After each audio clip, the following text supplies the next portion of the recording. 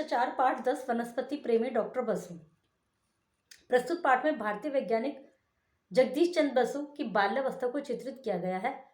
इसमें बच्चों को नई चीजें जानने व समझने की प्रवृत्ति दिखाई गई है। आइए इसे पढ़ें। एक बार संध्या के समय एक बालक अपने घर में गेंद से खेल रहा था। संध्या मतलब शाम को। तभी उसकी गेंद उछलकर बगीचे के पौधों में जा गिरी। जब बालक एक लकड़ी से अपनी गेंद बाहर निकालने लगा, उस गेंद को लकड़ी से ऐसे करने लगा, तभी उसकी माँ ने कहा, बेटा पौधे सो गए हैं, उन्हें मत जगाओ, गेंद सुबह निकालना। सुना होगा आपने भी, मम्मी कहती होंगी कि भाई रात को पेड़ पौधों को मत छेड़ो। तो ऐसा कहते हैं पुराने लोग, लेकिन उसमें सच्चाई है। क्या सच्चाई है वो जानते हैं हम अभी। माँ की बात सुनकर बालक को अचंभा हुआ, सोचने लगा कि अगर पौधे सोते जागते हैं तो उनमें हमारी तरह प्राण भी होते होंगे। जब भी बालक पौधों को पानी देता, वह सोचता, क्या पौधे पानी और भोजन पाकर प्रसन्न होते हैं? क्या आकाश में उमड़ते बादलों को देखकर वे भी खुशी और आनंद से नाच उठते हैं?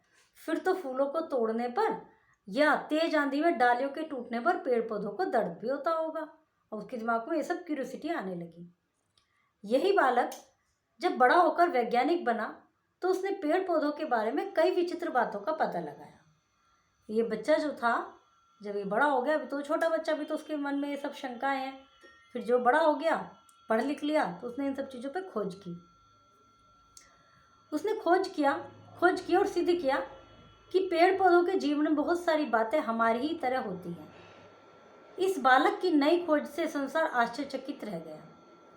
क्या आप इस बालक को जानते हैं? इस बालक का नाम है जगदीश चंद्र बसु। जगदीश चंद्र बसु का जन्म 30 नवंबर 1858 ढाका जिले के मेमन सिंह, जो कि अब बांग्लादेश में है, जो एरिया, नामक गांव में हुआ। बालक जगदीश चंद्र की प्रारंभिक शिक्षा गांव में ही एक पाठशाला में हुई थी। पाठशाला में किसानों के कई बेटे उसके साथी थे। वे सभी बालक प्राय खेती बाड़ी और पौधों के बारे में बातचीत करते रहते थे, क्योंकि उनके घर में खेती का काम होता था। तो उसी विषय में बातचीत करते रहते थे वो। इससे जगदीश की रुचि पेड़ पौधों में और भी बढ़ती गई।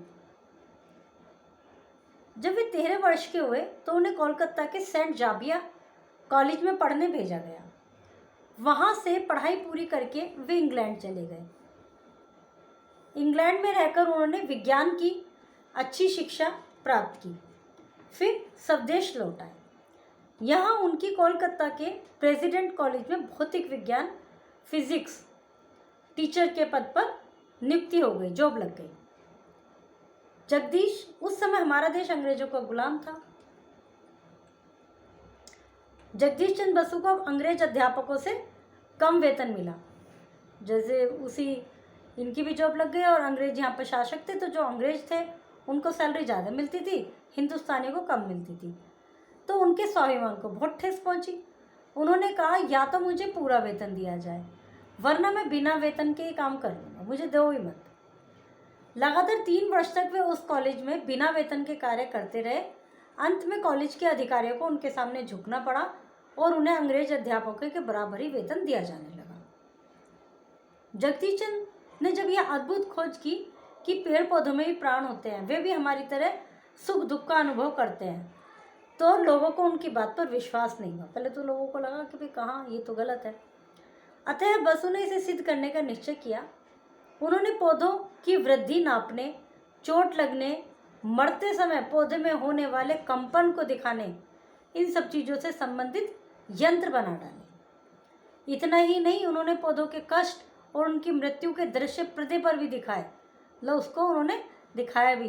पहले, अभी तो फ़ोन वगैरह होते हैं, वीडियो बनती है, पहले एक बड़ा पर्दा लगता था और उस पर उसमें कुछ इस तरह से लाइट वगैरह डाली जाती थी कि वो बड़ी दिखती थी चीज़ें, तो वो उन्होंने उसको दिखाया। उन्होंने जीवित पौधों में विद्युत की एक हल्की सी लहर दौड़ाई जीवित पौधे में,